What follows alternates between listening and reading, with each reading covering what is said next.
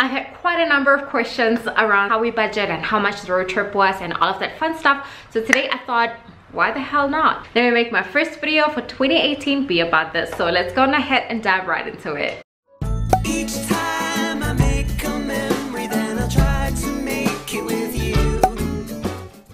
Hey besties, and welcome back to my channel, and also happy 2018. This is like officially my first video for 2018.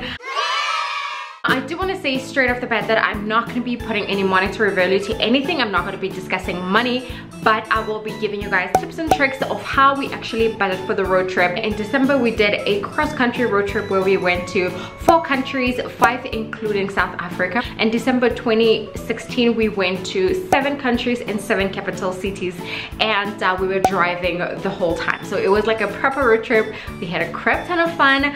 I would honestly live like that. Like if somebody said to me, here's money, go do it every single day or every single weekend or every single whatever, I'll take it. I'll take it. So if you're watching this and you want to sponsor, hit me up, okay? Hit me up. So anyway, back to the topic. I'm going to be telling you guys how we break it down and what we sort of account for, what we put money aside for when we go road tripping.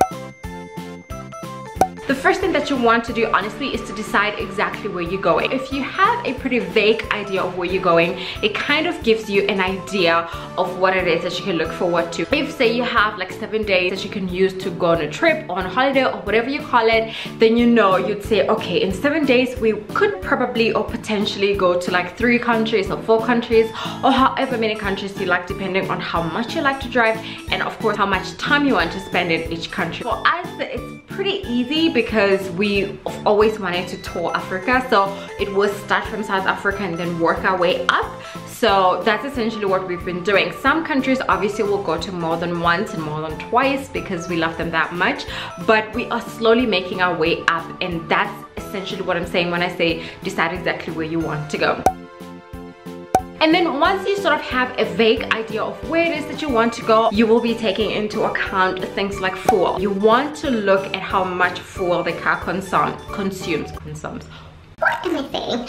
Consumes. So you will want to at one point put on a full tank in your car and see how many kilometers you get on that full tank. On our car, we get roughly about 750 kilometers per full tank. That's how we budget for fuel. Once you have decided on where you go, and you can quickly go onto Google Maps and put those places on Google Maps and see exactly how many kilometers that's gonna be. Once you have like a rough idea of how many kilometers it's gonna be, and you know exactly how much kilometers you get on your full tank. Say for example, you get about 750 kilometers on your full tank, and where you're going, all the countries taken into consideration, it probably covers about 5,000 kilometers. Then you know for a fact you have to budget for roughly about 5 full tanks worth of money, and also a little bit extra. I always say budget for extra. Even with us, we always make provision for like an extra 4 full tanks.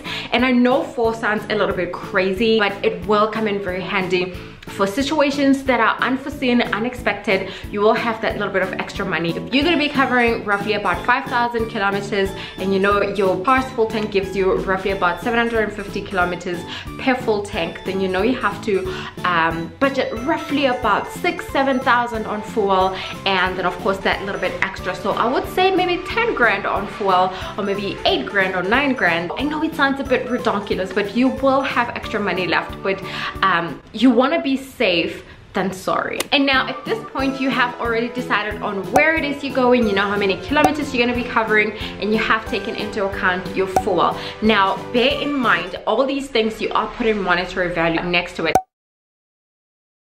Now that all that is put aside, now you want to decide on accommodation. To be quite honest, for us, it's never really a big decision to make. We all know if we say let's go road tripping, we're gonna be camping without a doubt. So if you're not necessarily a person who likes to go camping, you might want to look into hotel stays or bed and breakfasts or lodges or anything like that that you know is within your budget. I honestly always say, if you want to have the best trip ever, get the place that's gonna make you comfortable, because it's no point in you saying, okay, I'll camp, but then you pretty much uncomfortable the whole time. So you're not necessarily gonna enjoy your trip, and you're gonna be miserable and you're not gonna like it. So get something, decide on something that will make you guys happy and that will make your trip even so much more worth it. You want to go ahead and decide on that. Are you going to be camping? Are you going to be doing hotel stays? Are you going to be bed and breakfasting? Are you going to be doing a self-catering or lodging? You need to make that decision. Honestly, from the money perspective, camping is always a cheaper option. Well, maybe not always, but for as far as I know from experience, camping has always been a cheaper alternative. And then the one very important thing that you want to consider also while you're drawing up your budget is the border fees. For every single country that you're going to be getting into, you will be paying some sort of customs as well as insurance if you're going to be driving there. Insurance is something that some countries take mandatory, so you have to get insurance even though you might present them and say, but I have my insurance with me. They will want for you to take their insurance as well.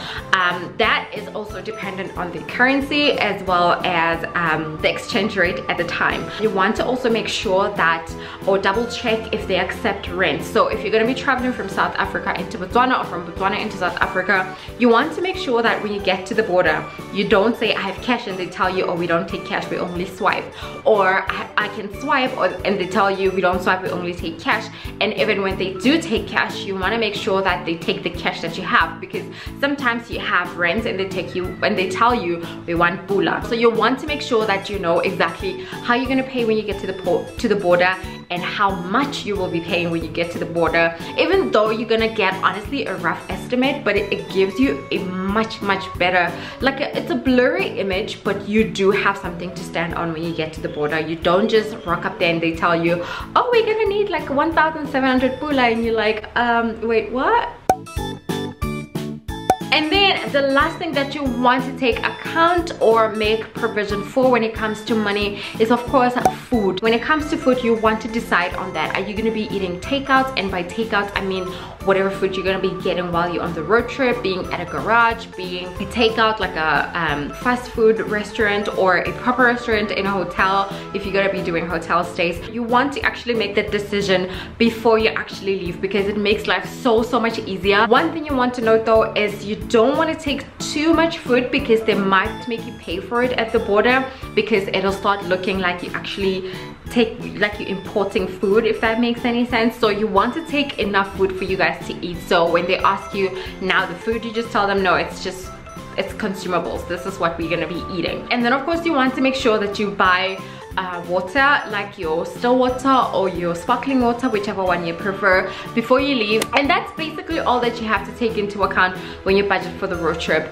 You have to decide on where you're going, and with that you will be able to budget for your fuel, you'll be able to budget for your accommodation, you'll be able to budget for your border fees, because the borders also will be taken into account with regards to where you're going. And then of course you will be looking into food. Honestly, the bigger part in the road trip is to decide where you're going. Once you have that, you will be able to get the ball rolling. I hope this makes any sense. I don't want to say we spend however amount of money on the road trip, because that will be very limiting. You wouldn't even know what we spent it on. So I wanted to tell you guys exactly how we break down our budget. And then of course you want to have that little bit of extra money for when you see something that you want to buy, like a souvenir, when you want to buy a t-shirt at Victoria Falls, or you want to buy a little key holder, or you want to buy a sticker, or you want to take pictures, that you know, those instant pictures that you take and pay and they always rip you off all the time, those kind of pictures, on all of that fun stuff. You want to make that extra provision for that. That's basically it, you guys. I hope you guys are gonna have a fantastic day. I hope you're gonna be having a fantastic trip, and if you will be going on a road trip, make sure you have fun, take a ton of pictures, let loose, you know, and enjoy the moment. I hope you enjoyed watching my first ever video of 2018, and I'll catch you besties on our next video on Wednesday. Bye besties.